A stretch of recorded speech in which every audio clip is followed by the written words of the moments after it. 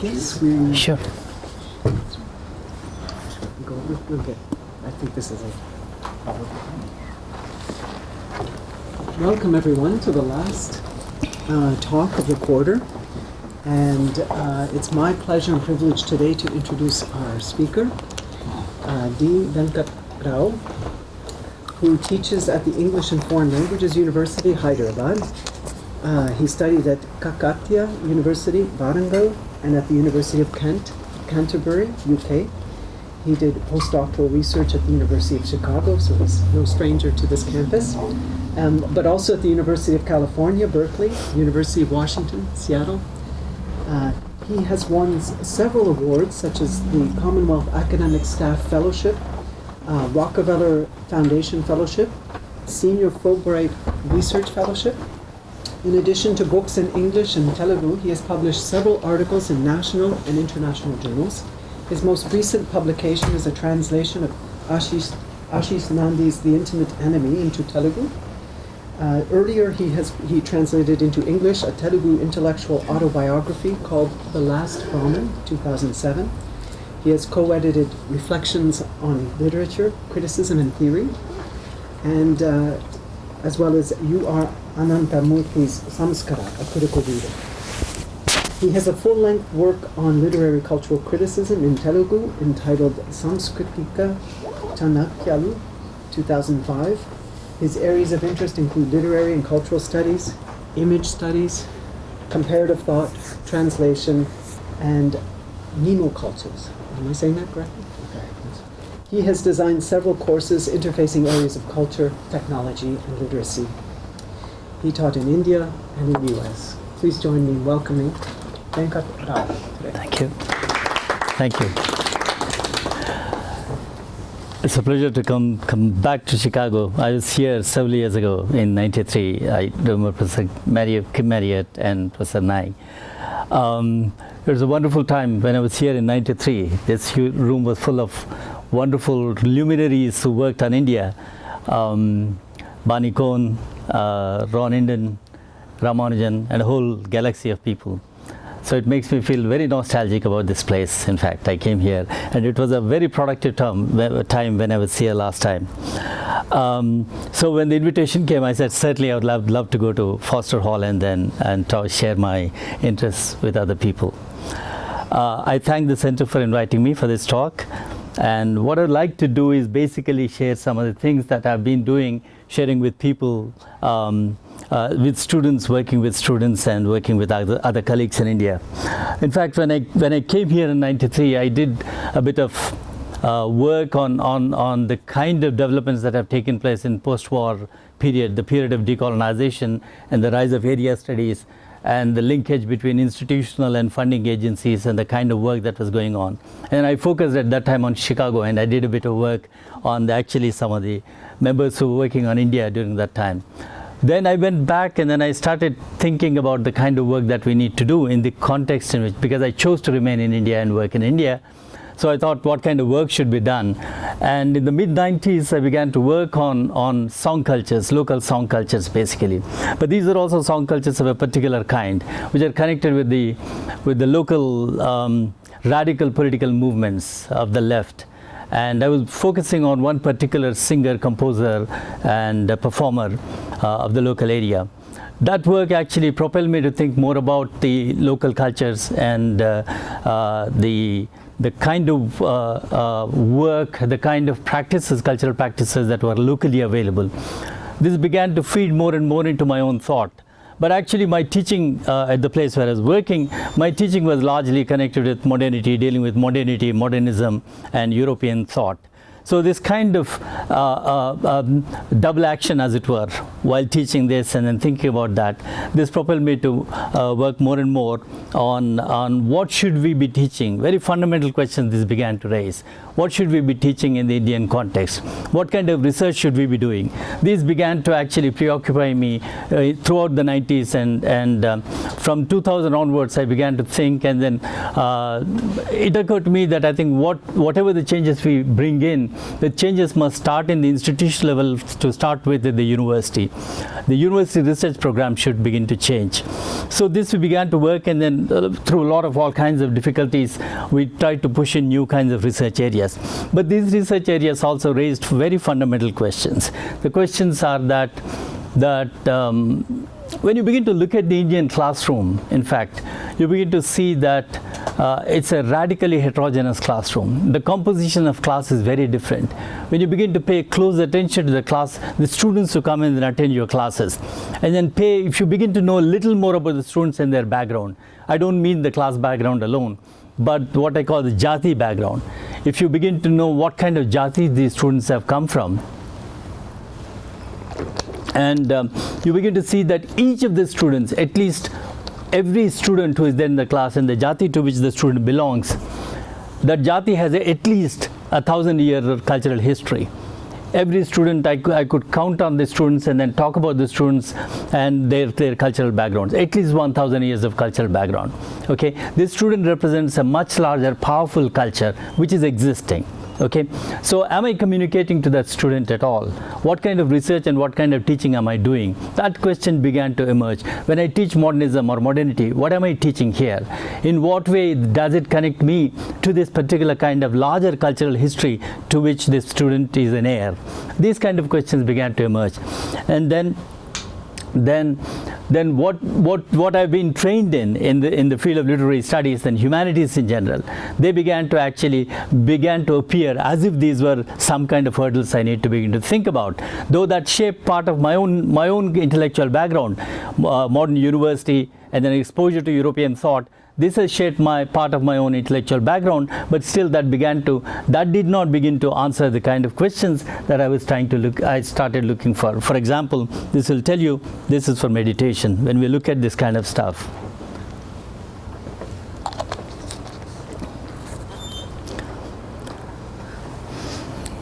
Now, in the post-colonial context, in general, and in my context where I was teaching, I was always asking the question, do I have the courage and the liberty to make this kind of statement? Can I do that? That is, that any thinking that is taking place is taking place only within there's a mistake there, within the bounds sketched by the tradition. So when I teach modernity or a whole range of other kind of courses, broadly the European heritage, even literary studies, am I teaching the heritage or am I teaching the tradition to which I belong? What is my tradition? Questions of that kind begin to come up. Hang on.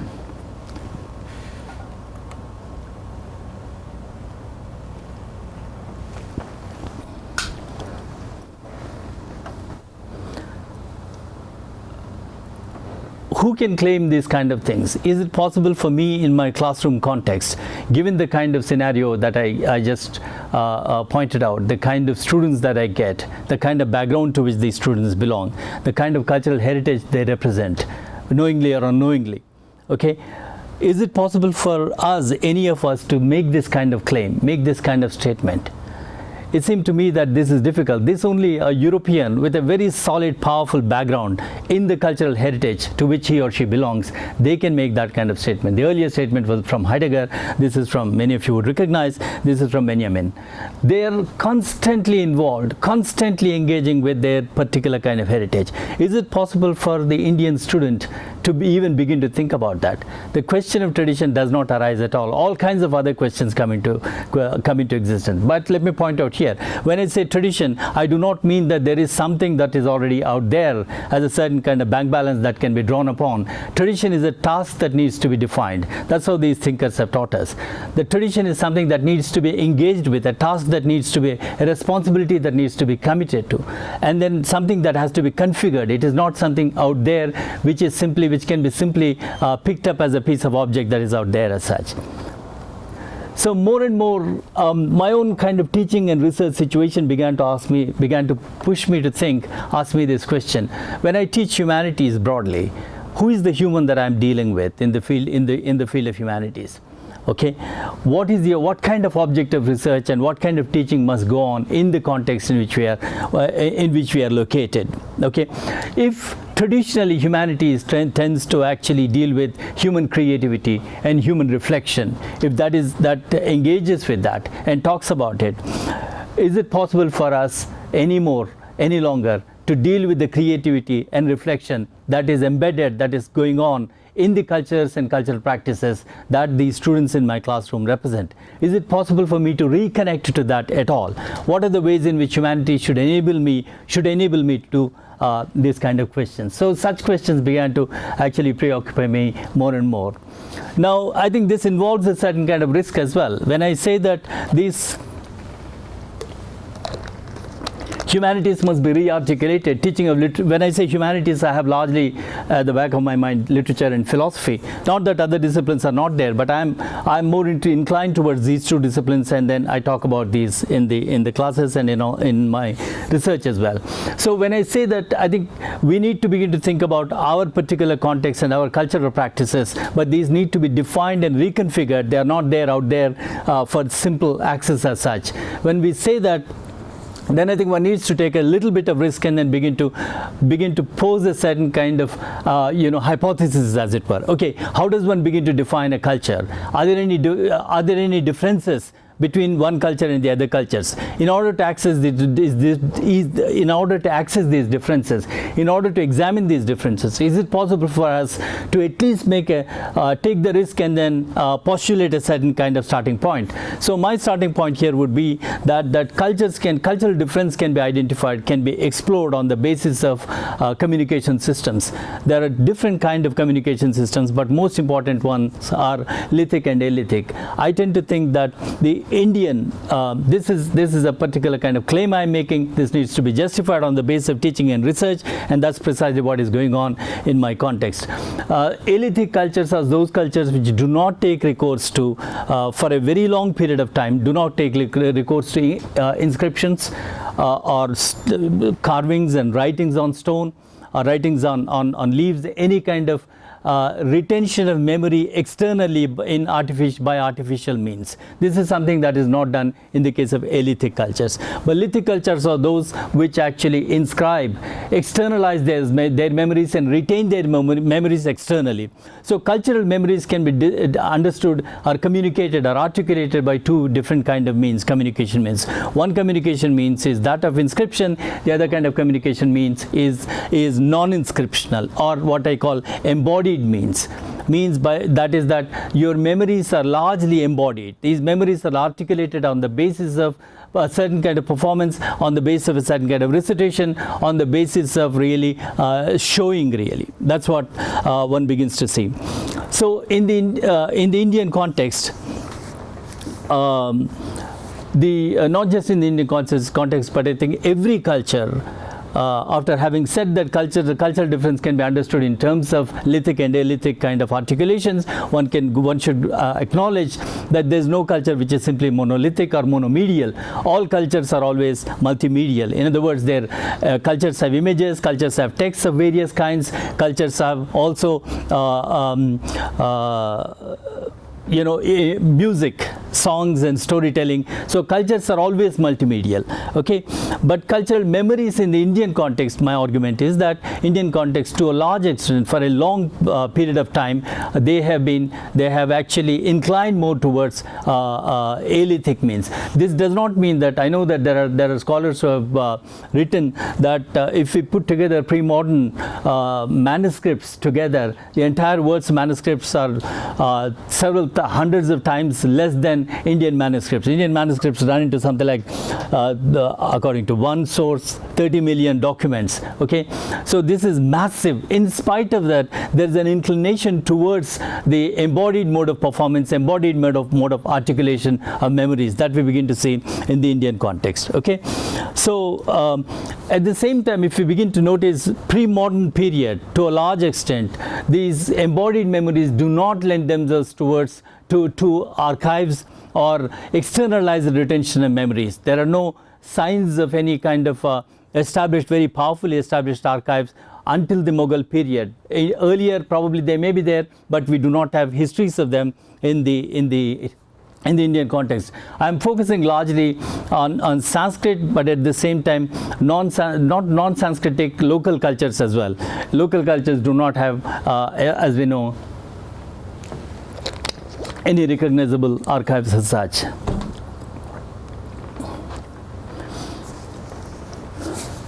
So given the kind of hypothesis I'm starting with, that it is possible to identify cultural differences on the basis of the media cultures take recourse to, one begins to point out that the cultures themselves are actually what people do, what people say, and what other people say about our culture.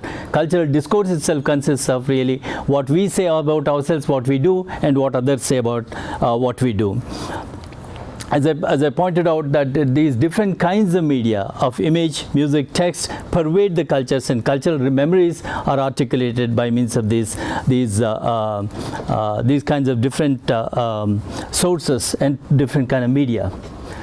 In the Indian context, Indian cultural formations themselves are broadly, it seems to me that they have been formed by three very powerful confluences. One is Gandhara influxes, or Gandhara, it's a sort of movements from Gandhara gateway on the one hand. The second gateway, almost simultaneously, that you can notice in the context of Brahmaputra, massive migrations from the eastern side, northeastern side. You begin to see migrations have taken place almost at the same time when the Brahmaputra, when movements from Gandhara gateway also were taking place. But even to this day, you begin to notice that a large amount of attention is paid to the Indo-European language families and Indo-European cultures, but less amount of reflection and thinking has gone on in the sense that what is the kind of research that is going on in the Indian context. That's what I have at the back of my mind.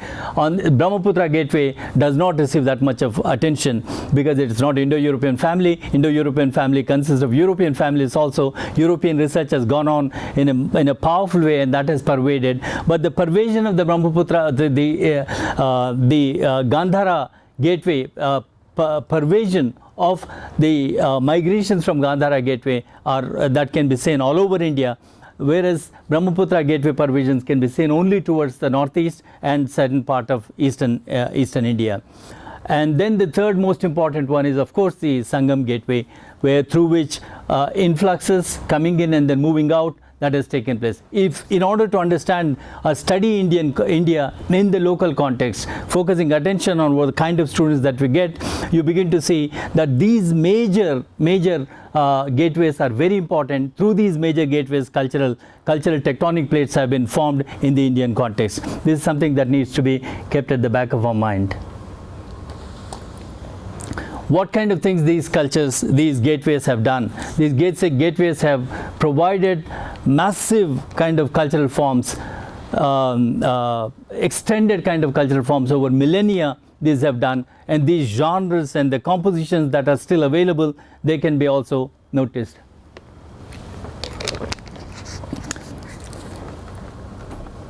I'm giving here examples of from each of the gateway, what kind of cultural forms have been generated, genres and compositions have been generated, which continue to pervade, continue to exist among us, and researchers need to focus on these kind of gateways. But at the same time, I also try to point out that when we focus on culture, it is important to focus on images and music and text, because the traditional humanities largely was text bound. It was largely printed text that they focused on, but it is important for us increasingly to focus on other kinds of media as well, because there is no culture, as I said earlier, there is no culture which is simply monomedial.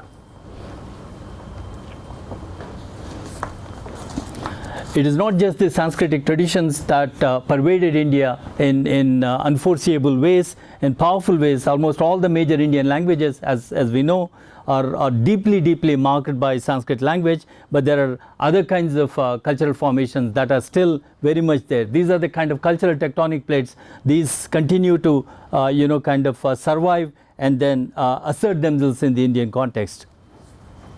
Here I'm just giving simple samples of different kind of jatis that are in existence. The larger project, the larger argument, both in terms of teaching and in terms of research, that I'm pushing towards is that to begin to reflect, begin to think much more fundamentally in terms of the relation between jati and culture. What are the ways in which jatis, multiple jatis which have proliferated and these jatis have generated multiple kinds of cultures? How do we begin to have a grip over them? How do we begin to think about them? them. It seems to me that both jatis as well as cultures are almost inexhaustible and immeasurable. Texts have said, talk about this. For example, something like a Shukraniti Sara talks about that it is impossible to count the number of jatis that one has. I think it is true that it is not possible, because jati itself, I tend to think that jatis are some kind of biocultural formations. These biocultural formations are very peculiar kind. They actually form themselves, and also they begin to self-differentiate themselves internally. Once they begin to self-differentiate themselves internally, they begin to become autonomous. They not only become autonomous, they also begin to generate their own cultures, as it were. So jati it is almost impossible, it seems to me, to have to turn jati clusters and jati constellations into some kind of systems, and that's what British colonialism has done. They try to talk about caste system. It cannot be turned into a kind of system, because they're constantly dynamic, constantly internally transforming themselves. I think it is possible for us, when we begin to focus on very tiny nodes like a jati and a culture, their own relays, their own connections to much larger fields and much larger constellations can further be explored. It seems to me that it is not possible to just explore Gandhara gateway without connecting itself to Indo-Eurasian gateways and then other openings that are available to us. And it is possible for us to reconnect ourselves, to culturally reconnect to much larger cultural constellations that one can see across Asia and much further into Europe. Of course, it is not simply that Indo-European family created Sanskrit literature as such, and then from Indo-European family we can examine cultures, and Indian cultures can be reduced to Sanskrit tradition alone as such. One begins to see that the important kind of another constellation, cultural constellation like Islam, has penetrated into India, and it also has very deep kind of contacts, but it opens up other kind of connections to cultures and communities and cultural formations of India. This is something. So what I'm trying to point out, as you can see here, is that all this is emerging, this reflection is emerging from the almost innocuous, almost uneventful classroom teaching. When you begin to pay attention to the kind of composition that you have in the classroom, and begin to take into account that each student sitting there, actually he is not this particular person, but he belongs to a particular culture, and that culture has its cultural practices and cultural forms. They are still intact. Some of them are still intact. They are still available to us. And is it possible for us to reconnect this, to return them in different ways, so that we can begin to think about different kind of humanities? And that particular kind of thinking, focusing on the tiny node called the classroom, but a heterogeneous situation in the classroom, thinking about that enables one to begin to actually explore much further from the classroom domain to much larger domains as such. What are the challenges that we have? The challenges are that as I said, that I've been trained in the European humanities, but European humanities enables me, but at the same time disables me also. It does not enable me to think about this, reconnect me to this particular kind of predicament of cultural practices that surround me, and how to think about these cultural practices. One argument, one very powerful argument that is going around now, is that one of the things that European colonialism does is to actually deny the natives their experience, because their experiences have been described in certain kind of ways which belong to European experience of non-European cultures. So what you get in the kind of work that emerged over the last 300 years about India or any other country is European experience. It is not that it is not correct, but it's the European experience that gets described of other cultures. And what this does is to actually deny the native his own experience. But how can one begin to access one's own experience is a very fundamental question. Can we begin to simply deny that European experience and the European institutional and discursive practices within which we are trained? Can we simply deny that? Can we say that there is an Archimedean space from which we can begin to grasp and gather our experience? No, such kind of easy, transparent, passages are not available to us anymore. While locating oneself within the European context, that is European discursive as well as institutional structures like university and the humanities, one needs to do a different kind of work. How does one begin to do that? One has to, as I said,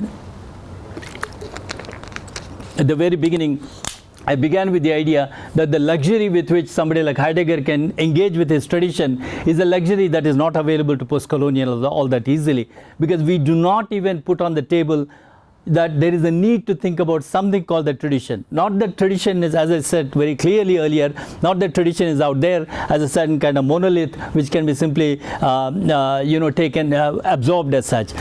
Is it possible for us to begin to actually take the risk and say that this is what I mean by tradition? That is, it's as a task you identify that, and then you begin to explore that, take the risk and explore that. Is it possible for us? We don't have that luxury that other European thinkers have articulated so far. And so I think that it is important for us to begin to think about this tradition. If one were to do that, if one were to take the risk and then do that, then I think it is possible for us to offer a certain kind of radical comparative studies of thought. What are these radical comparatives of thought? That in descriptions about India in the colonial and the post-colonial period, to a large extent, are descriptions that have been generated by European experience of non-European countries and cultures. If that is the case, then are you getting something called the Indian experience at all there? They argue, this is a debatable point. The argument is that some thinkers tend to think that it is not possible, because when one looks at, and this is some of the work that I've done in my critique of area studies, that European understanding of India is something which is a European understanding, number one. But when even Indians are engaged in that, you begin to see that they are actually reproducing, or they're repeating to a large extent, the fundamental arguments that have been generated. I mean, this argument that has been that you can see in Dipesh Chakrabarty's Provincializing Europe and other kinds of post-colonial critics who have argued this. Okay. Now, what we need is that, is it possible for us to engage with Europe? But this engagement has to be not out of some kind of rage, but as a genuine intellectual exercise. How does one begin to do that? It is important for us to see the possibilities of a radical, what I call epistemic comparisons, that if European thinking has moved in a particular way, is it possible for us to think about other ways in which thinking has developed? At this stage, my working hypothesis is that maybe it is possible to start a possibility for a comparison if we begin to think about different kind of privileged communication systems with which cultures have articulated themselves. That's why I started with the lithic and alithic kind of differences. Cultural differences can be, this is one particular way of looking at it. I'm not saying that this is the only way in which cultural differences can be ascertained. My mode of examining the cultural differences is to see in what way for millennia, if a culture, for example, I'll give you a quick example. If a culture has not translated, I'll be talking about this later in another conference. If a culture has not taken to translation for, let's say, 1500, 2000 years, or if a culture has not turned its attention towards plastic arts for nearly 1500 years, if a culture has remained indifferent to writing, even though writing was available for a millennium, then I think there must be something to it. Why is this kind of cultivated indifference towards a certain kind of practices? Cultures, if a culture has not taken recourse to externalizing and retaining memories externally by creating archives, by creating documents, then I think there is something to be thought about. So this is one way of examining configuring cultural difference. And then once you have identified a kind of cultural difference, a way of identifying cultural difference, then I think maybe it is possible for us to re-examine Europe from a very different kind of background. But what is happening is that even when Indians and when we ourselves begin to write, unless we raise these fundamental questions about how thinking is taking place, what we are doing is that Europe is talking to Europe itself, as it were, even when Indians are involved in it or non-Europeans are involved in it. I think what we need is, it seems to me, that there must be a risk taken, and there must be a way in which the backgrounds, the cultural reflective backgrounds must be configured. And that risk must be taken by us, each one of us, I tend to think, people who have come from very different kind of cultures, but trained in European traditions. It is important for them to think about this double self which constitutes their own identity. Okay, so this is the larger theoretical kind of background which made me think about what we call critical humanities. Critical in the sense, 2-3 senses. One sense is that that humanities is in a crisis, in a critical condition all over the world. Not so much in the Indian case, I must point out, because almost every school child is exposed to humanities in some way or the other way. Language textbooks, undergraduate textbooks, and undergraduate curriculum, the humanities subjects, language teaching is there, novels and poems and stories and autobiographical essays, these are given, and then it's still undergraduate level, you have access to, very large number of students get access to humanities subjects. Not that they are sustained, these interests in humanities are sustained, they don't get sustained, but the quality of teaching and research is pretty bad, and as a result, an alternative way of thinking about humanities is not emerging in the Indian context. So, but still, humanities is in a very critical situation in the context of India also, because the kind of funding that is available to India. But it's critical in that sense. The second sense in which it is critical is that all the master concepts of European thought which form humanities, these are the European concepts. Now it is important for us to begin to think, examine them and their background, from the background from which these concepts themselves have come into existence. A concept like religion, a concept like secularism, and a whole range of other concepts that dominate today our intellectual discourse. If they have emerged from a certain kind of background, is it possible for us to think about other kinds of backgrounds which can generate different kind of concepts? So then I think there would be a genuine intellectual dialogue possible between Europe and non-European countries. So the effort of critical humanities is to actually interrogate the master concepts from the vantage point. The vantage point needs to be generated, vantage point of your own location. Then I think there's a whole, several kinds of courses have been designed in this area, in this kind of inquiry. These are MA level courses and also research level courses. One kind of course is about changing communication systems. It is always possible to think about human evolution, human development on the basis of changing communication systems. There are different kind of dominant communication systems. About 5 of them can be charted out today. One is the speech and gestural communication system, when everything was generated on the basis of this particular communication system. That gets displaced by scribal system, which ruled the roost for about 10,000 years, and then scribal system gets displaced by the print medium gets displaced by audiovisual medium, and then of course we are in the other epoch of digital medium. These are called dominant communication systems. All the dominant, when they are dominant in the dominant position, that does not mean that other communication systems don't exist. When I'm speaking, I'm in the oral communication system, though I'm using digital technology, but we are still scribal, we are taking notes. So simultaneously other communication systems also coexist, but they do not have the kind of prominence that the new communication system would have.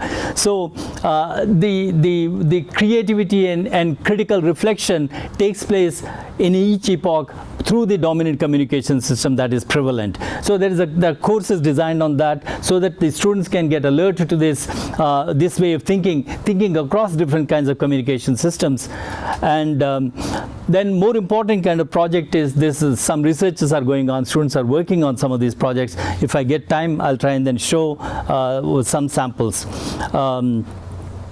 The one project that we have taken up is Nemo cultural project. Nemo cultures are cultures of memories. Cultures of memories, as I tried to point out in the beginning, the memories get articulated by 2 means. One is embodied, that is that you retain the memory in the body, and the memory is not externalized in any retentional system outside, either paper or palm leaf or archive or any other kinds of retentional systems. So the idea of the Nemo cultures came to me when I was working on this radical singer-composer who would write, but who would memorize and who would perform. Thousands of performances is given, and very radical, politically radical kind of performances.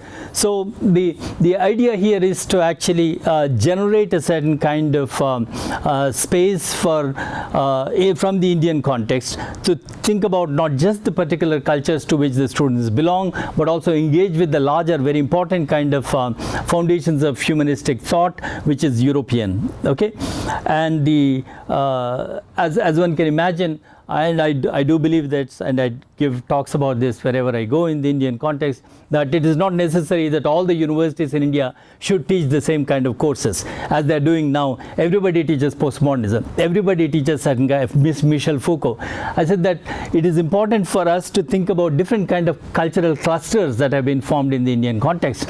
These cultural clusters, each cluster can work across its own borders, and then think about what kind of work can be done.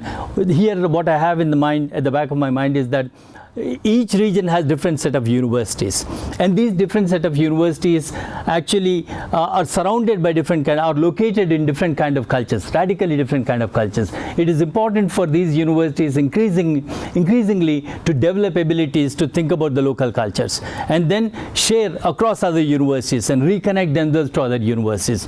So the idea is that it is not only the Jati and culture relationship, but it is important for us to think about culture and academy's relationship. Unfortunately, I won't be able to show you this. One of my students has done this. He's working on that. It's called mapping Nemo cultures. This is an attempt to map Nemo cultures. Nemo, as I said, that as Jatis cannot be exhausted in count, cultures also, Jati cultures also cannot be exhausted. So what I've asked this student, and he has done this work, it's quite an impressive one, but I'm not able to download this here. I'm not able to show that. What he has done is basically to focus on, this is one of the papers, by the way, these are all very practical and theoretically oriented activities that are going on here. The practical aspect is that his task is to actually look at a very tiny region in South India and identify different kind of Jatis that are there and different kind of cultures that are there, and then write short notes about this, and then make use of the available material and put it together, just a map.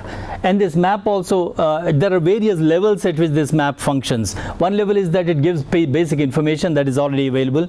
Second level is that folklore has done pretty amount of work, a lot of work on some of these culture and communities, but write critiques of the folkloric interpretations of these cultures. That is another addition that can be done. So it's a kind of open-ended platform he is trying to generate. He has done with Karnataka and Tamil Nadu, and also something else I've asked him to do that, and he has done that very impressively, is that identify at the same time, if he has taken a very tiny region in Karnataka, identify what kind of institutions are available there in this particular region.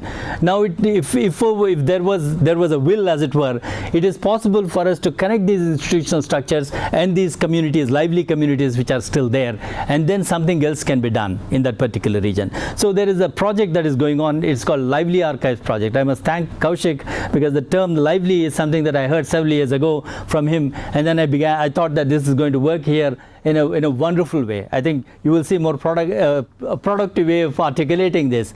Now, most of these communities I'm talking about, the Jatis that I'm talking about, I'm not talking about Varna. I mean, those classifications, the British anthropological classifications do not work here in my case. The Jatis themselves are, I'll give you why they don't work.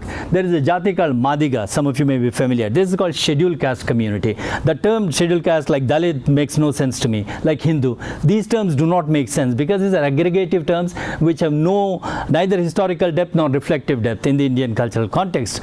There is a Jati called Madiga, which is still used by many people, scheduled caste community.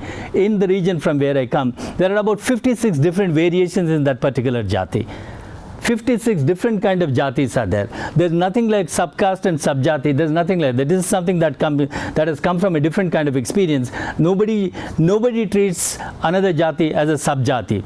Nobody treats another Jati as a subcaste. This is a classification Thurston and others have given us, but this kind of classification does not work. Now, each of these Jatis has a very peculiar kind of cultural form. Each Jati has a particular cultural form. These cultural forms are still alive. We spent quite a lot of time in our university, working with these people. We have developed some programs also. What we try to do is the idea, Lively Archives idea, is that it is not like folklore. The folklorist will go to the field or bring these people and then shoot that, and then that is dumped in the archives. The idea is not that. On a perennial basis, continuous basis, the communities will come and then begin to perform. And children of those communities who are coming into the universities will be encouraged to think if they are interested, only if they are interested. If they are interested in reading postmodernism, the university is open to them. But in case after these arguments are explained to them, a new kind of orientation is given to them regarding the relation between Jati and culture, if the student gets interested in that, then he or she will be encouraged to actually not only record what his grandfather has done, but contribute to it. Is it possible for these kids, 2 generations later, begin to rearticulate, compose new kind of songs, compose new kind of performances? Is it possible to do that? That's the challenge that we have taken up. It is not yet materialized because, you know, the researchers might propose something, but the vice chancellors may think in a different way. So there is always a possibility of a hurdle. So this is not taken up, but conceptually there is some clarity about this. This can be this at a tiny place on an experimental basis we are trying to do, but this can be, the possibility of this can be you know, kind of easily seen. So Lively Archives project is another one, and then as I said, epistemic comparisons, that is that engaging with different kind of cultures on the basis of the background that one configures, then only I think there will be a genuine space for comparison. Okay, there is a genuine space for cultural comparisons. So these are some of the projects I can show you. I don't know how much time do I have. Am I done? Okay, I'll show some clippings.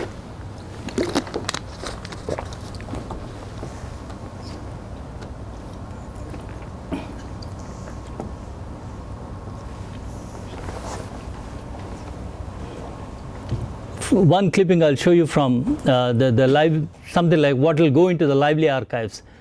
This is the, I thought it'll open. It opened there.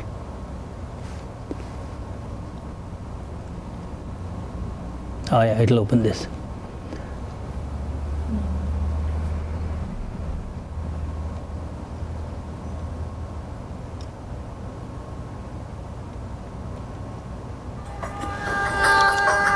This is the, if you like, quote and unquote, lowest of the low of the Madiga community from our region, Telangana. The community has a name called Dakkalis.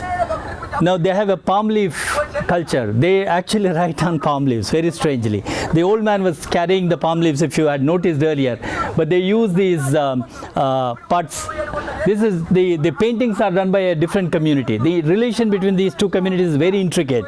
This is, they're talking about a Purana called Jambupurana. Purana, again, this will open up another node. One can spend a lot of time talking about Puranas, and we designed a course on that, and then that inspired some students, and then they began to work on this. This is the Jambupurana, even to this day, that is performed by this particular community. Okay, and they don't call them just Madigas, but they're Dakkalis, a particular name that has, and it has a very long history as well.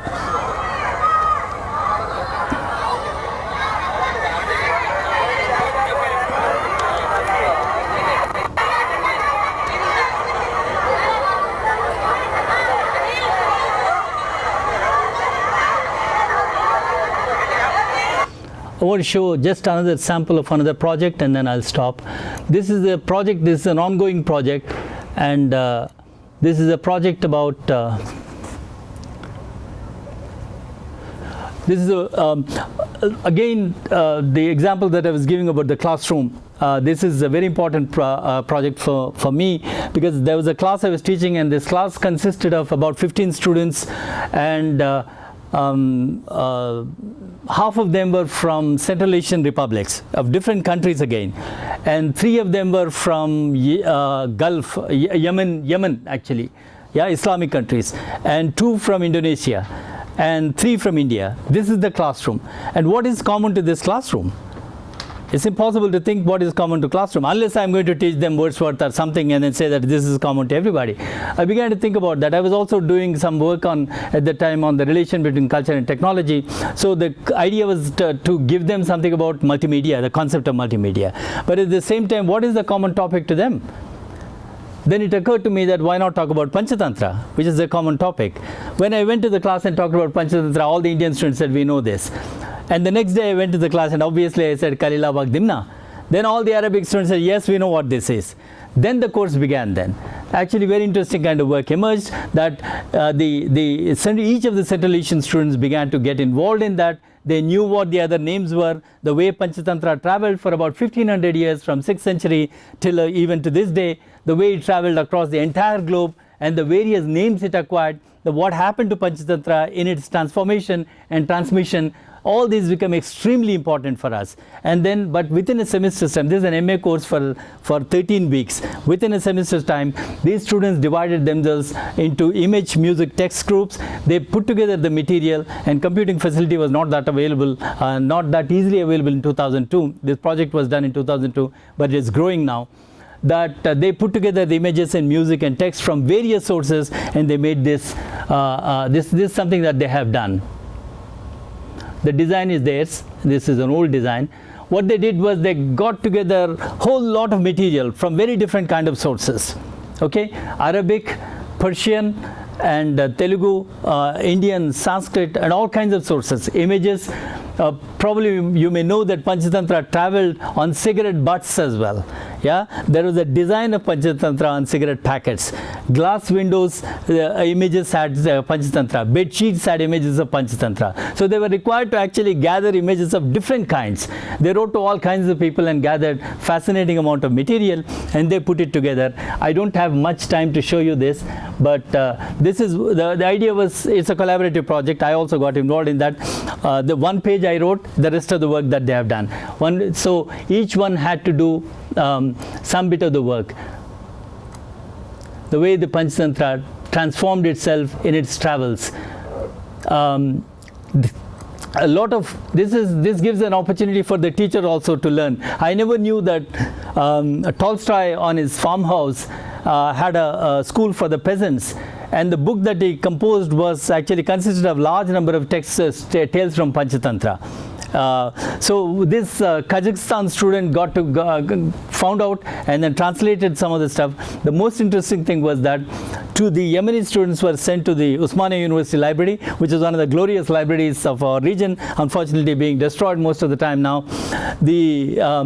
These students came back one day in great excitement, and this excitement is something for a teacher, you know. So the idea, the excitement was that they found a book which is published in 1897, and it's called Anwar-e Suhaili. This one Persian name for Panchatantra, and this was translated and printed in Herat, Afghanistan. Okay, these students got hold of that book, and it's a very old book. But what is more fascinating to the students was that the last issue was done 40 years earlier. In the last 40 years, no student borrowed that book, and these kids borrowed. These were in their 20s.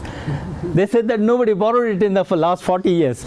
They lovingly translated the preface with the help of a Persian student, and then they put it up on this one. So I mean, there's much more to it. I can show you.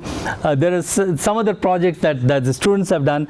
All these projects are emerging from certain kind of discussions I tried to put forward here. The idea is how to rethink humanities.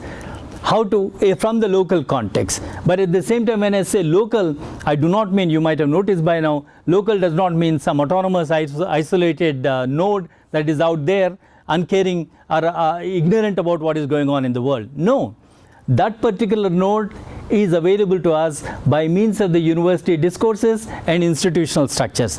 These are very important to recognize. We try to make the students alert to this, and at the same time, whatever the kind of critical training that is necessary to open up, rethink the ideas that we have received are also something that are important to them. And then the difficult task of learning the language, knowing the language, reconnecting to the grandfather who is a drum beater. Yeah, there is no need to feel ashamed about that. But today the dominant discourse in India is to be shameful about your jatis. Or you can talk about jatis only in certain ways, politically correct ways. But that will have to be changed. That colonial stigma will have to be changed. And I think rethinking about these cultural practices and cultural forms and cultural formations is absolutely necessary, I believe. And it seems to me that there is no other name for this rethinking than critical humanities. I thank you very much for your patience, and then that's what I try to communicate. Thank you.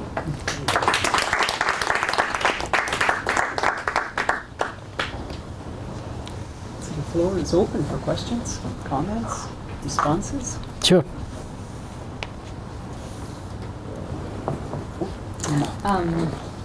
So I was wondering if you might say, because I know from a number of speakers who've come through in the last year or so, that Indian universities are going through some pretty dramatic transformations.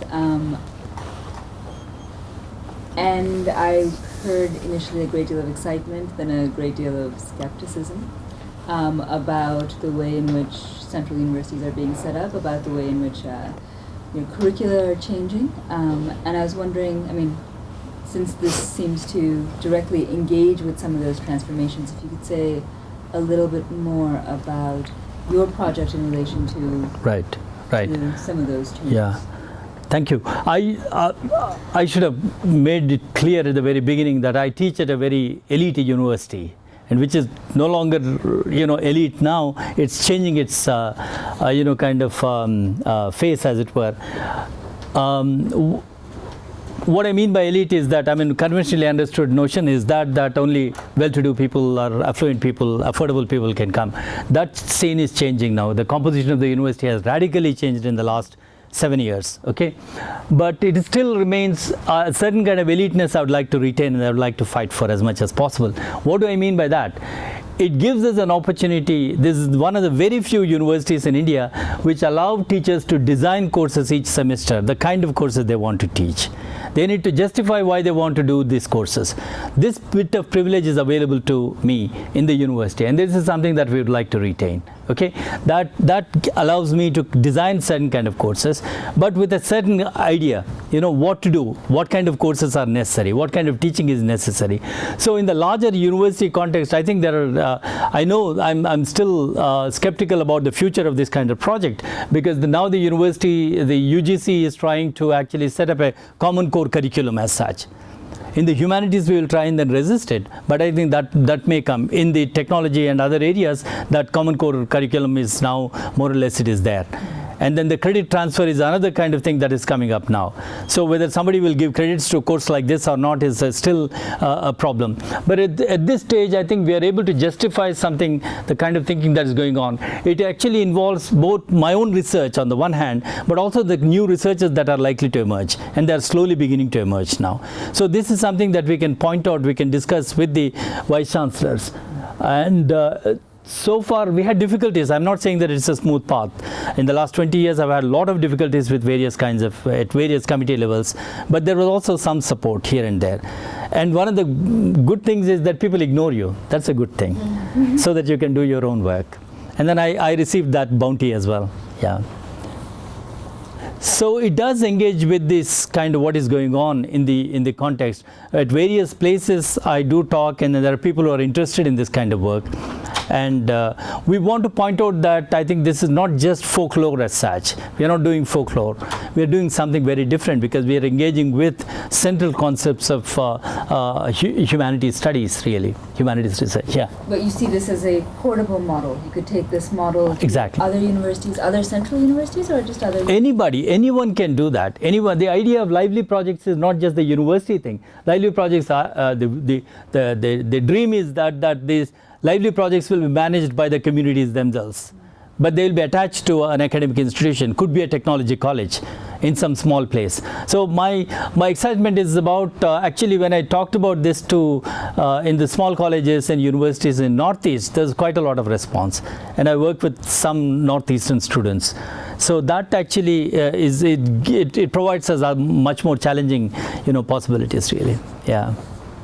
I don't want to.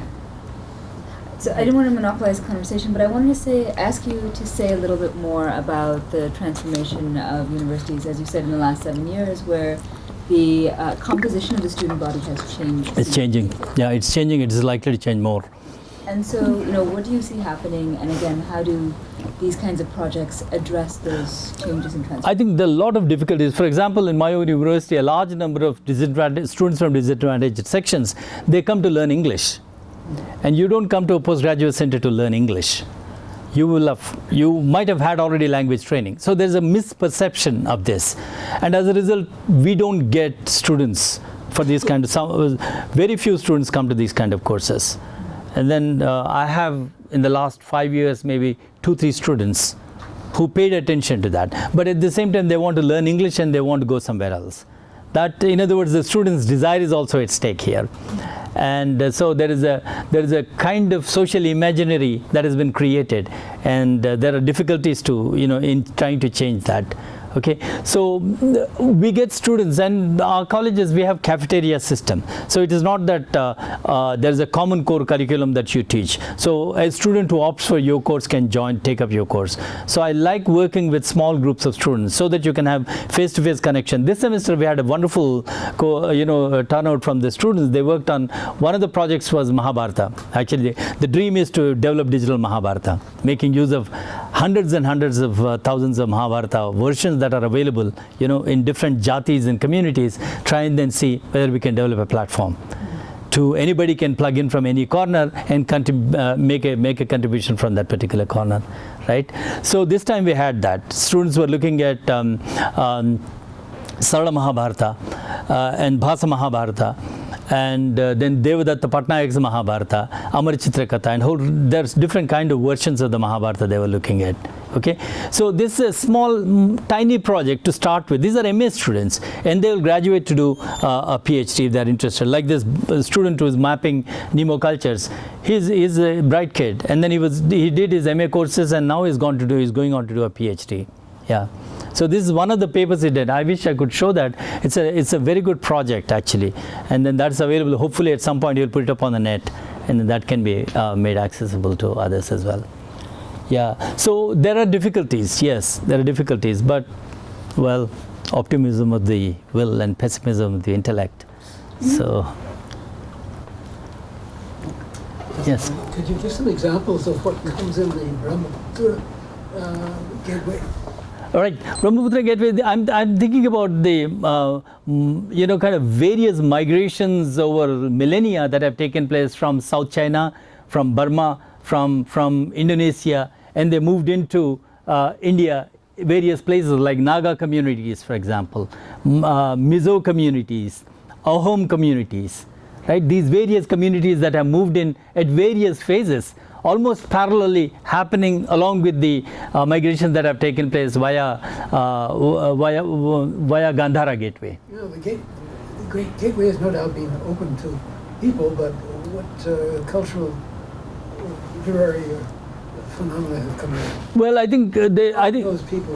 Right. It's the people bring along with them. There are different kind of. I'm beginning to learn this area now. For example, there's a student who is from Mizo community. She began to tell me that there's no one community as a Mizo is not one. There are different kind of tribes, and each tribe. For example, Naga, there are about 30 different tribes, and one tribe cannot communicate with the other tribe because there are different languages altogether. But each community has its own narrative tradition, its own song tradition, its own performative tradition, and its own actually body tattooing practices.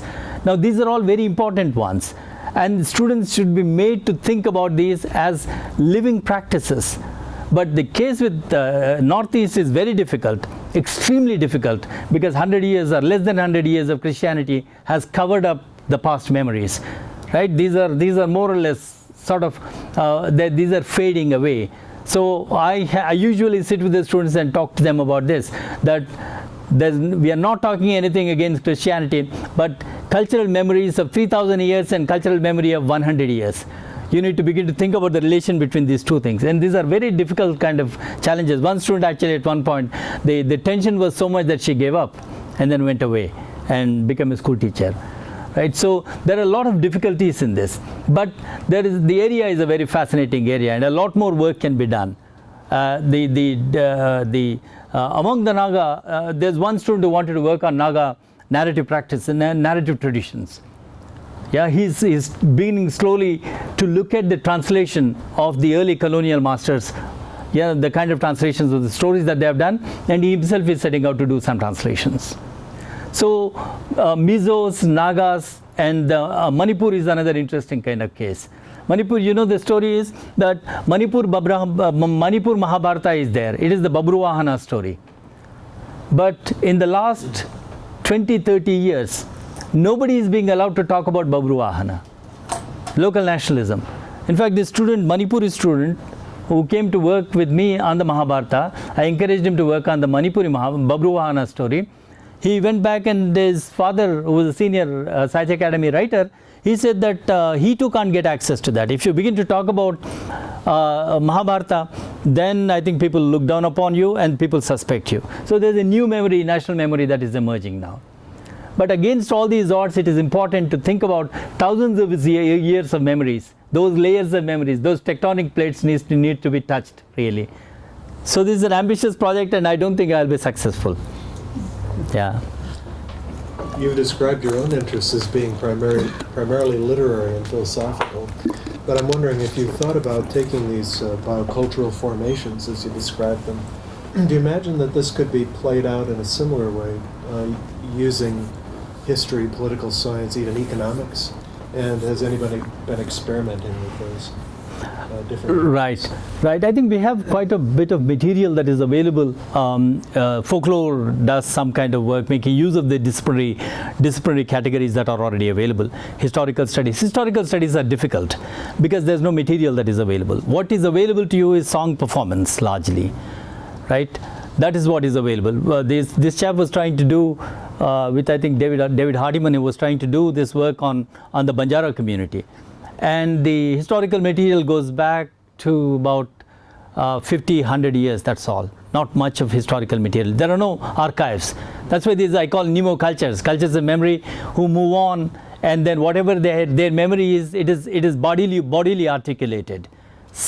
Right? So economics and history, I think they certainly may yield some results, but I think I'm looking at something very different, really, because my basic postulation is that if memory is articulated in this way, is it possible for us to think about why memories are articulated this way, why body becomes central to this, and what can be done with this?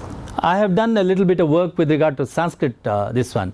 Why is it body is central to Sanskrit tradition? I've written about that elsewhere. But I'm not saying that the same thing works here also, in the context of Banjaras or in the context of Manipuris. No. This needs to be explored. So my answer to that question is that yes, existing historical disciplines or economic disciplines, disciplinary categories may yield some results, right? And some people have done. Folklore largely has done a bit of that kind of work. But I'm uneasy with that. I want to see whether there is anything else that can be done with these communities. I suppose the work of Narayana Rao, David Shulman, and so I know. I'm familiar with that. Possibly Yeah. tease out some of those. I'm familiar with that. I'm uneasy with the idea about alternative modernities and the kind of thing that they are developing. I'm very uneasy with that. And I did discuss with Vilcheru on several occasions when he came to Hyderabad and when I met him here. I'm uneasy because I think my basic unease is because I think the fundamental characteristics of alternative modernity that these people try to espouse are textbook categories of European modernity. That's where the problem is. Individualism, psychology, cash crops, writing, textbook characteristics of European modernity. That's where my problem is. So there is something else. I like his work. I like his work on Srinada. I like his earlier work. All this is there. But this whole alternative modernity theory that is emerging from their work, and the left hand, right hand, I don't get those kind of things when I'm aware of some of this work, but I want to see whether there could be a different starting point. Drawing on other sources which are in existence, really. Not that I'm the first one to do this, but others may be doing that. Yeah. Go ahead, Kaushik. So, with the hypermedia Panchatantra, Venkat, do you see hypermedia as an archive? And if so, what are the conceptual consequences of archiving Lithic cultural formation? Right. Difficult question, but important question. I keep facing this every time. In fact, last week when this student presented on mapping Nemo cultures, this question right away came up. Well, aren't you doing that? The question is that I'm not doing in the 15th century or 13th century. I'm doing in the university context this work is going on. The fact that my access to Panchatantra is through books, through internet imagery that is available to me. I'm not even accessing it via palm leaf manuscripts. I'm already accessing it through the other dominant communication systems which are dominant at one point. So I understand my own kind of complicity in the problem that I'm posing. I'm a part of the problem at this stage. Hopefully that the project itself is unfolding within the larger frame of humanities. I have no illusions about that. I'm not saying that there is an Archimedean space to which I can jump. No, that is not there. But is it possible to transform, right, the practices and the discourses and eventually the institutional structure itself? Who knows, we may have different kind of interaction with communities and cultural forms and cultural formations really in the Indian context or in other contexts also. But since I'm familiar with and work in the Indian context, I want to restrict myself to that. So yes, but the hypermedia in the particular context of humanities overcome certain kind of constraints of traditional humanities. Traditional humanities is largely text-bound, completely text-bound, okay? And then close reading is another kind of limitation or, kind of virtue of that particular field. So cultures articulate in different ways. So different ways must also be brought in order to advance thinking and open up new kind of practices. That's the idea really. So yes, I certainly acknowledge, and I don't want to give an impression that what is being done here is somehow outside the university, or it is kind of something which is more valuable as such. It is valuable in a certain way within the framework of the institutional structures. The idea is to transform the practices and transform thinking. That's the idea. To what extent we succeed, we do not know. We'll try. So if I could just follow up on that, and let's indeed take for granted what you have said, which is that what one is looking for is some kind of transformation within certain structures that are given. Right. Then do you see it as an archiving project or a databasing project, and what's the difference between the two? And I ask that because there's an enormous amount of conversation amongst scientific communities, certainly biologists whom I know, where particular kinds of databasing actually provide alternative modalities of representing information in ways that are relational, non-reductionist, that configure different kinds of ways of thinking about all sorts of foundational categories such as gene and environment and so on and so forth. And there's an enormous, therefore, conversation and debate about what actually constitutes the material infrastructure of a database itself. Right. So it's not in the process of a databasing project, the question of what even constitutes a database comes to be at stake. Right. And on the other hand, the archive as a category tends to be a resource for humanistic, social, scientific kinds of, and I'm still not quite clear about the stakes of thinking about repositories as archival as opposed to databases, where the nature of both come to be at stake through digitization. Right. I think this needs to be thought through more carefully. But let me see if I understand the question, and then if this resonates with that. The project that is going on now, the student is doing that. It's called Mapping Nemo Cultures. The idea is to, as I tried to point out, that take up a tiny region and see what kind of jatis and cultures are there. One can only go up to one particular layer. The layers are multiple. There are several layers we do not know yet. I think this is an inexhaustible project. Okay, so what he does is that he tries to show in a tiny region in South India, and then he has very interesting kind of names that he has put, and then combines these things and hypermedia connections he gives. But this is a completely open-ended project. That is that anybody from any corner can plug in and contribute or transform what is available to that. He does not own the copyright to that, for that project. He opens it out. Okay, that tiny bit, there may be an acknowledgement somewhere. So it is perennially growing. It's a kind of open source thing, if you like. It is perennially growing, and then it is not that there is a doorkeeper there as such. I think probably it will be available via the university site, or maybe he will make it available at some other place. But inspired by what he has done, because this project as it was growing, we showed it to our MA students. One student came up last week and said that I want to do this with Odisha tribal communities I want to work on, and then plug in from that end. So I think it's a wonderful thing that different kind of students, as I tried to point out earlier, the radically heterogeneous communities and cultures that are available, they will plug in if they get hooked to this. They will plug in, they will work on that, and it will be their project and not theirs also. Like Panchatantra is yours and not yours. But at the end of my class, 13-week session, Indian students became very defensive. I said, sir, we always used to think that Panchatantra was ours. because the Tajikistan student got up and said that one day very violently, said, this is our national poet's poem. Our national poet wrote it. In fact, in 10th century, Rudaki, the Tajik national poet, translated Panchatantra into Persian. Tajikistan is Persian. So he translated. He said, our national poet wrote this. This Odisha student, another student, became very worried. He said, sir, I thought that it is Sanskrit, it is ours. I said, culture is always like that.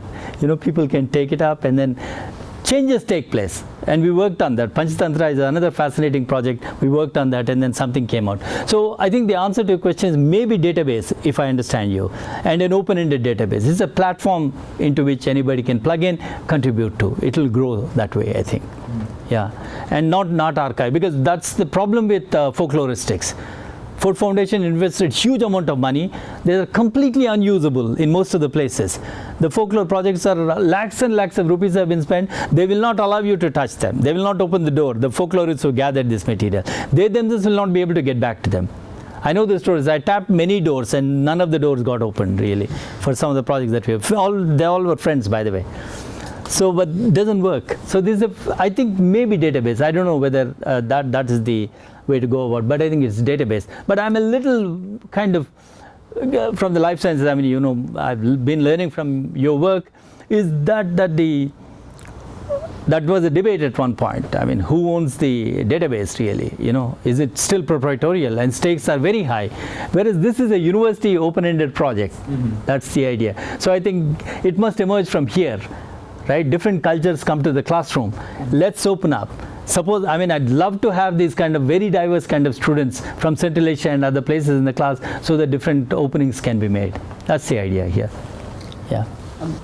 I've been waiting to jump in, and I think this might be a good moment to steer it back to where you began, which was with song.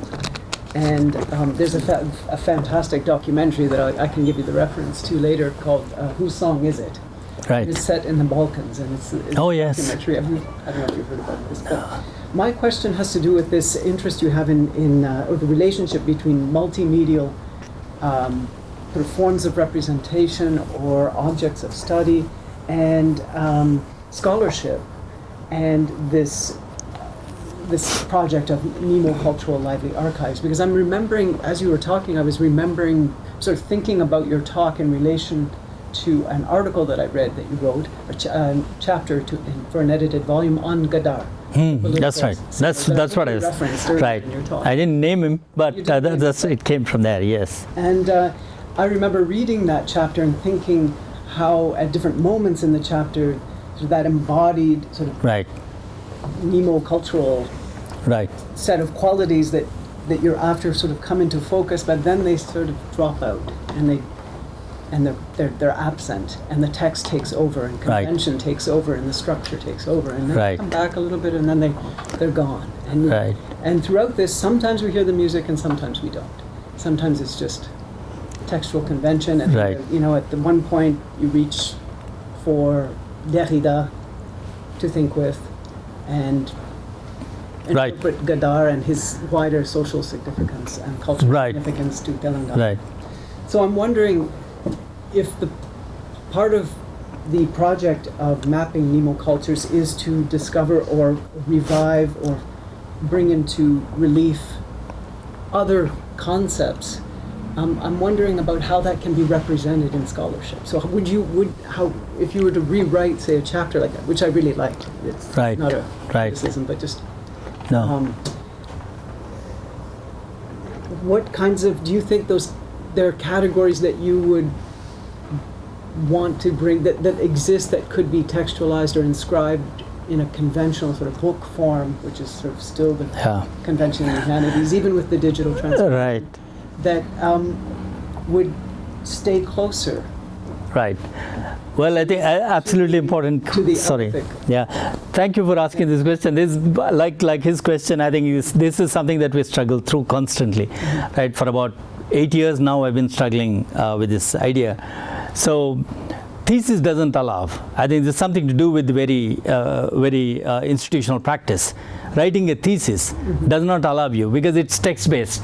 So, more and more emphasis on the multimedial nature of culture is precisely because, what you do in the university, at least until now, even if you bring in a couple of paintings and then photograph them, they're not speaking. There's no moving image. There's no voice there. So that inherent limitation of the thesis is something that's very important for us. But at the same time, the humanistic tradition, text-based humanistic tradition, has developed modes of thinking, radical thinking, actually thinking itself, right? Philosophy emerges because writing was there in Greece. That's the whole story, right? So writing and thinking are deeply, deeply connected in the European tradition, European intellectual history. Okay, so I do not want to dispense with that, but at the same time, is it possible to bring in the question of thinking, right, in different kind of practices, different modes of articulation? That is very, very central. But you can't write a thesis. That's the problem. I'm a teacher. I have to encourage. The student has come to do an MPhil. I can't give him all this. I will give him this. In fact, there was a student, a terrific student. This is very, very early, 2002. You know what he did? He was working on remix music. So he said that, how can I write a thesis on remix music? That was his problem. How can I write about music? Music is something that has to be heard and responded to. You know what he did? He sat, I gave him my office room, he sat there and then composed about 50 CDs. He remixed the music of South Indian Telugu film, no, not Telugu, Malayalam, Telugu and several languages. Composed them, and then these 50 CDs will go along with the thesis. And the thesis will have notations which will say that this, it will be difficult for the examiner. Every time he'll say that, go and listen to this piece of music. He did that. He composed all these things. So they're all lying in my office. But he was not happy with what the thesis that he wrote. So he burnt it and then went away. But the music is still remaining. It is there still. Okay, he's a wonderful student. So that question is very important. But I think the no university will give degree in India, to my knowledge, for not writing a thesis and doing something else. Composing a film or making a film, you won't get a PhD thesis degree. But what we are encouraging now to do, encouraging students to do is, this boy who's working on Nemo cultures, now what he's going to do is send along with the thesis DVD or a hyperlink. And increasingly, I think the examiners will also have to get familiar with this and then open up the hyperlink and then look at it. It will give a sample. I think these will bifurcate. I think it might go in a different way unless if we begin to accept different modes of evaluating students. If that becomes a legitimate practice in the university, until then, I don't know how it happens in the sciences, but here in the case of humanities, still I think the thesis is important. Regarding your questions about Gadar, I think very, very correct. But that is the time when I began to explore some of these things. The question of Derrida is still very important for me because the speech and writing controversy. I went ahead and wrote a very long piece critiquing Derrida's stance on speech and writing thing later on. But all these began to emerge there. Now there is another student who is working, who will probably do this multimedia thing on Gadar, and another singer. I'm not working on that anymore because the caste issues have come up and all kinds of things are there. So somebody else is working on that. Hopefully you will do that. Yeah, certainly. Final question. Yes. Do we have time? I want to follow up on this and ask, because I'm fascinated that not only are you saying that the objects for study look very different than we might otherwise understand them, but what students then produce has to look very different. How would you characterize the critical practices that emerge from these new production possibilities? I recently went to a talk by Ian Hacking about Aristotle and the shift in Aristotle's own writing from the use of analogies, which refer to a oral dialogic culture where it is through spoken example and repetition that arguments get made towards something that looks more like logic. And this is the claim is that what has changed the process is writing, right? That going from oral modes of argumentation to written modes. Right. And so a whole new critical practice emerges through that break, right? And so as you had said, if we are asking our students to write texts and to engage in close reading as a critical practice, right? it shows how closely our criticism is tied to our own Text. Right. our own production Yes. and what we are examining, right? So what kind of critical practices do you see opening up through these kinds of techniques in the classroom? I think What would you call yeah. that technique? That I don't know really. I mean, I can tell you, I want to speak through examples really, because it seems to me that one of the most profoundly reflective genres is actually aphorism. And that comes from Nemo cultures really, aphorisms. The whole of Mahabharata can be captured in just one line. Just one line, actually a tiny, tiny aphorism. I'll give it to you in Sanskrit, I'm sure you will understand. And the whole argument can be pointed out, and there are people who have done that kind of thing. One is, ko moha ka dukkha. Wherever there is moha, there is dukkha. The Mahabharata can be, that's a tag which opens up, it's an aphorism which opens up the entire Mahabharata.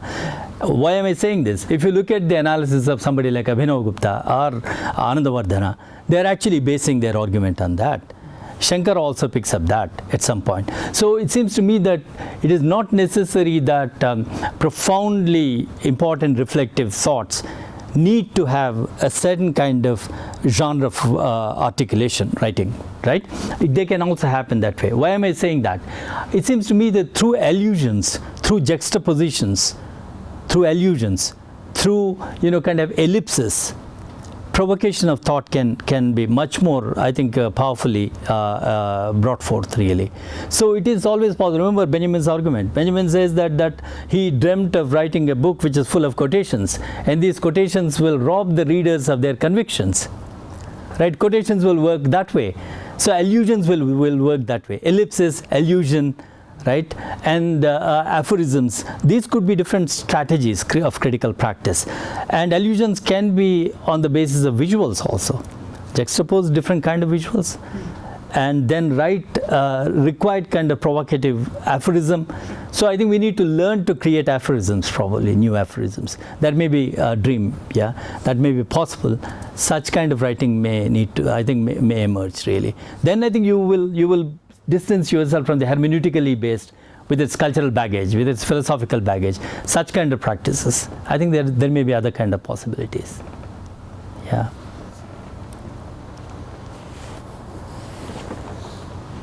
Well, if there aren't any further questions, please Maybe join I'll me. just Yeah. about the Nemo cultures we were talking about. I just felt like it's really interesting to get a lot of different perspectives, but then again to like do something with it, there might be some needs of some standardization or some quality control or something. And how is it possible to combine the two? Because you don't want to constrain it too much, but at the same time nothing can be done with it on a bigger level. Like if you're talking about the more ambitious project of transforming the institutional structure, it would have to be magnified in some way. And I think there would be a question of quality control, because if everybody wants to contribute, and Okay. That needs to be probably at some point thought about. At this stage, the idea, is to spread out and then open it up and then get more students get involved in that. It's not that it's only for students. I get involved myself in doing this kind of projects. So I think there'll be, I'm for variety and multiplicity, because you don't have one Mahabharata, you have thousands of Mahabharatas. And the one student asked me when a presentation like this was being given in a context, he said that, well, what you're doing is made possible by the digital technology. That's what you're doing. Actually, Nemo cultures may be very different. And that difference is something that we will actually retain. We can't simply say that we are replacing Nemo cultures by digitizing them. No, Lively Archives is not a replacement of that. Lively Archives is a source through which transformational practices, that is that compositions can also, new compositions will come out. And not that these communities have not composed new kinds of forms as such. They did. In fact, I'll give you one example. The Banjaras, the Lambadas in Telangana area, they were against Nizam, because Nizam permitted the British to put the railway line. And the putting up the railway line in Telangana area killed their trade. because the Banjaras were nomadic people on the one hand, but also they were traders. They would carry salt and they would sell small grocery. They were grocers actually. They would move from place to place. They realized that putting the railway track would actually kill their business. So they were up against Nizam. And I had a long talk with the grandson of the person, he's a Bhatt. Bhatts are the singers of the Banjaras. And he composed a song against the Nizam. He simply said, I'm sure many of you understand Hindi, गाँव-गाँव में पटरी लगाया तूने, गाँव-गाँव में फांसी चढ़ाया तूने. These are the last lines, the grandson. That is that in every village after village you put the railway track, but in village after village you put also noose. Yeah, you kill people, you hang people. So, in other words, the Banjaras had the possibility, I mean, they had this capability to actually compose songs in specific kind of context. So, I think the lively archives will give them the idiom, as it were. And the idiom still they have with them. And the idiom will be transformed. New kind of compositions will come into existence. Hopefully, I think there is a gap of 2 generations, as it were. These are all modernizing kids. They want to, kind of do this and do that. They should do that. They should come to the university, and university must give whatever it can, whatever they want. But at the same time, there may be a possibility. I don't have that idiom of the Banjaras, but this kid who has come to the university has the idiom. I want him to actually realize this idiom and then regain that idiom and transform it. That may be a possibility. Yeah, we work for that, I think. That's the idea. Making use of creative and reflective possibilities that humanities makes us think about. I think that is something that needs to be rejuvenated and rearticulated. So the question of standards will emerge. I think they will take care. Students will take care at some point. Or this kid is very good, whose project I was not able to show. He has been able to handle it. Yes. Yeah.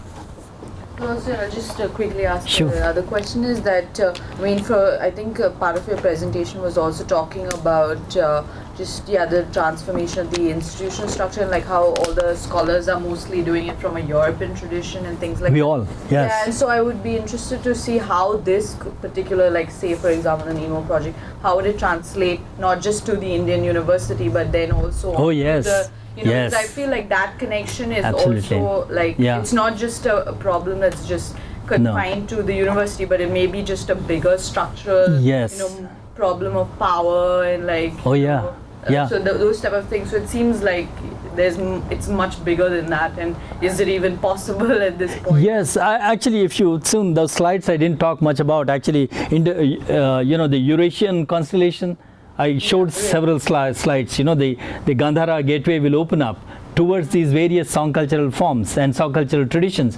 Balkans is something actually. So the students are encouraged, and I myself, to the extent possible, we try to actually connect. But at the same time, I don't want to use the established kind of arguments, the question of power and this and that.